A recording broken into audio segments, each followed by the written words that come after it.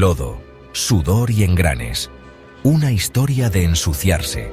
El todoterreno. Lo llevamos en la sangre, ¿verdad? Esa necesidad primitiva de conquistar la naturaleza salvaje, de dejar el asfalto atrás y forjar nuestro propio camino. Y como toda buena aventura, todo comenzó con un poco de necesidad. Piensen en el siglo XX, el mundo en guerra. Los ejércitos necesitaban vehículos que pudieran manejar más que una simple calle empedrada. Necesitaban máquinas que pudieran navegar por lodo, trincheras y cráteres de bombas. Aquí entran la primera generación de vehículos todoterreno. Estos no eran sus elegantes camionetas con asientos con calefacción y máquinas de capuchino. Eran bestias básicas. Piensen en el Jeep Willys, el ancestro del Land Rover Defender, el Humvee militar original. Potencia bruta, tracción en las 4 ruedas y no mucho más. Eran herramientas construidas con un propósito, y vaya que conquistaron. Desde los campos de batalla de Europa hasta las selvas del Pacífico, estos primeros todoterreno demostraron su valía. Pero no se trataba solo de la guerra. A medida que estos robustos vehículos llegaron al mundo civil, sucedió algo interesante. La gente se dio cuenta de que ir fuera de la carretera, bueno, era divertido.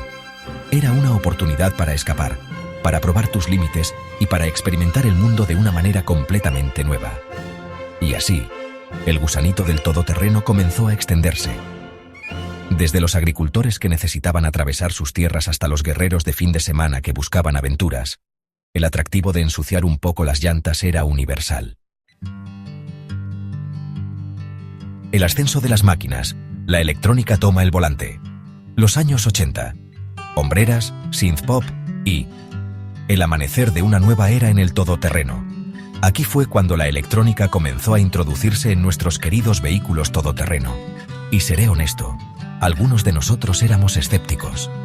¿Podría un microchip realmente manejar el mundo accidentado del todoterreno? Resulta que podía hacer mucho más de lo que pensábamos. Los frenos antibloqueo, o ABS como lo llaman ustedes los jóvenes, se convirtieron en un punto de inflexión. ¿Recuerdan bloquear los frenos en una superficie suelta y patinar como un hipopótamo borracho? El ABS puso fin a eso, literalmente. Permitió un frenado controlado incluso en los terrenos más desafiantes. Y luego, llegó la llegada de los sistemas de tracción en las 4 ruedas controlados electrónicamente. Estos no eran las cajas de transferencia toscas de tu abuelo. Estos nuevos sistemas podían distribuir automáticamente la potencia a las ruedas que más la necesitaban, haciendo que el todoterreno fuera más capaz, y me atrevo a decirlo, incluso un poco más fácil.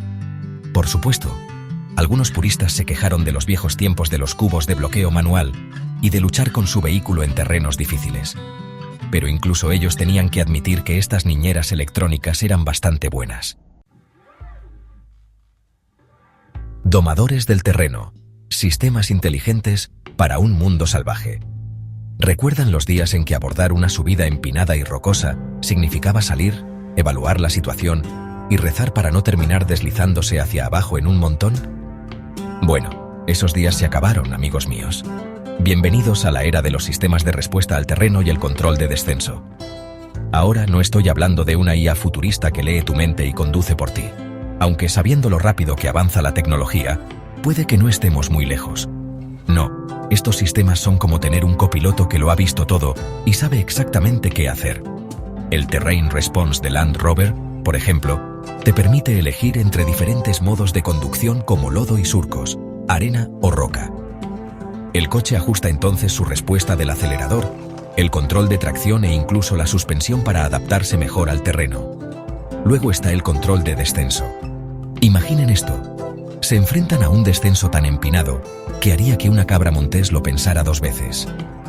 En lugar de pisar los frenos y esperar lo mejor, activan el control de descenso.